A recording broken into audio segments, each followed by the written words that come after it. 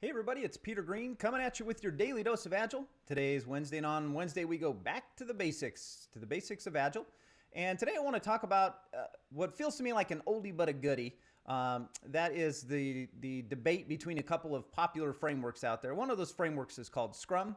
One of those is called Kanban.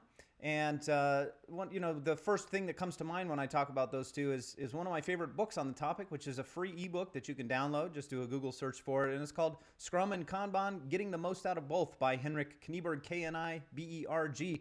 Henrik's book does a very nice job of pointing out how both of these are useful in their context, and Henrik's experience, like ours, is that a lot of our clients start with one and pick up practices from the other, and pretty soon they kind of look like a hybrid of the two.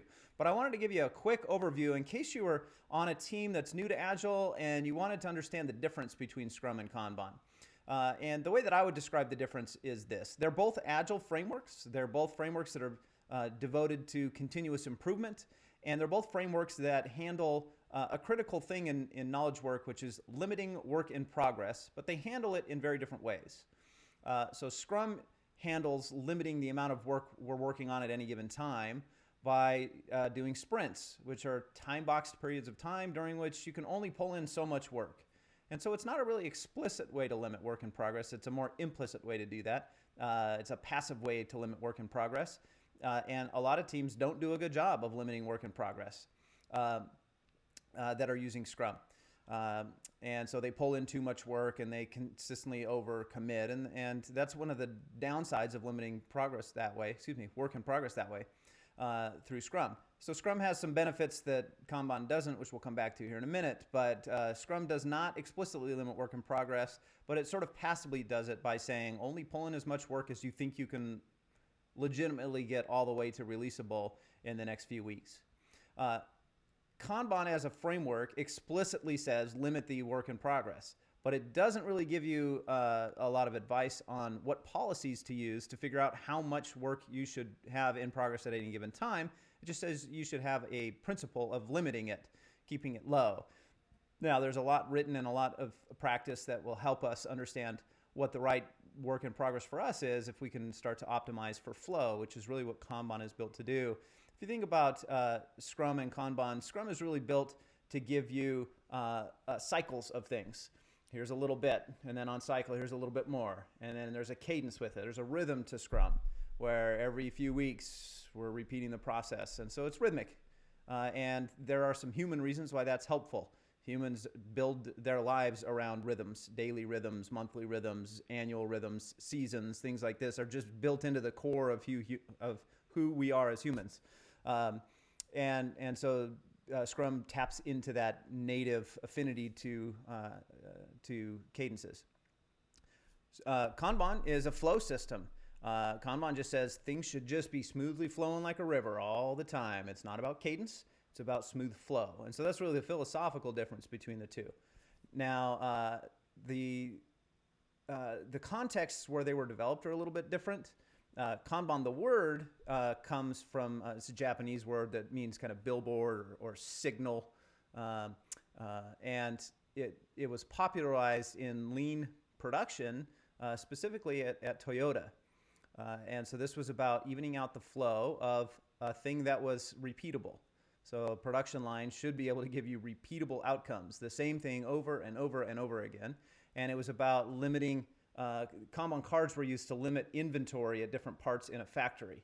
And a Kanban card in the early days of Toyota was literally, you would limit to say, we're only going to have 6 doors that are ready to be installed on the car in this station. And when you get to the 6th door and the folks that are installing the doors get to door number 6, there's actually a card there, and it's an order for 6 more doors. And they walk that to the previous station that builds the doors. That's what a Kanban card is. They walk that to the previous station and say, please build us 6 more doors, and then they go install the rest of the stack. And right about the time their last door is getting installed, the folks that are building new doors are rolling up the next stack of them with a Kanban card inserted at exactly the right moment. So there's a lot of measurement that happens to figure out what the right amount of work in progress is so that doors just flow and cars just flow off the production line. So that's really where Kanban comes from, whereas Scrum, as most people know, came from building software products and aligning with business cadences and human cadences around that, and wanting a chance to regularly inspect the product we were building and get some feedback on it, and then take another shot at improving it, and then improve it. So they come from different worlds, different contexts. What we have found, though, is that teams that are using Scrum on those cadences would get a ton of benefit from the principles of Kanban, of visualizing the work in an effective way, of limiting that work in progress so there's not a lot of work all in progress at once, and then of focusing on how do we get work to just flow through our board even within a sprint and from sprint to sprint. So Scrum teams are going to get a lot of benefit from Kanban. Kanban teams can get a lot of benefit from Scrum, even if they're focusing on flow. The kind of rhythm of improvement that Scrum teaches is valuable because it taps in again to those core human rhythms of weeks and months. And so even Kanban teams often will adopt something like a regular retrospective, where we step back for a moment and look at the overall system of work and figure out how to make an improvement and pick that. Kanban has kind of continuous improvement built into it, but we found that there is benefit from stepping back regularly and saying, let's look at the forest for the trees here. Whereas if we're really focused on improving the trees, we make little improvements and they can add up, but those regular retrospectives seem to be really helpful. So that's a little bit of Scrum, a little bit of Kanban, how they're different at their core. And the last thing I'll say about this is that if you are in a team that is building something, my advice personally would be to start with Scrum, because Scrum was a framework that was developed to build things, to build new products. So if you build new things, whether that's software or anything else, Scrum is a good place to start for an Agile framework. If you're not building new things, but you're responding to things, in other words, you're on a support team, or you can't, another way to think about this is, if you had to plan what you're going to do in the next week, there would be no way to do that because, for example, a support team does not know which tickets are going to come in the next week. And therefore, having a sprint planning meeting makes zero sense.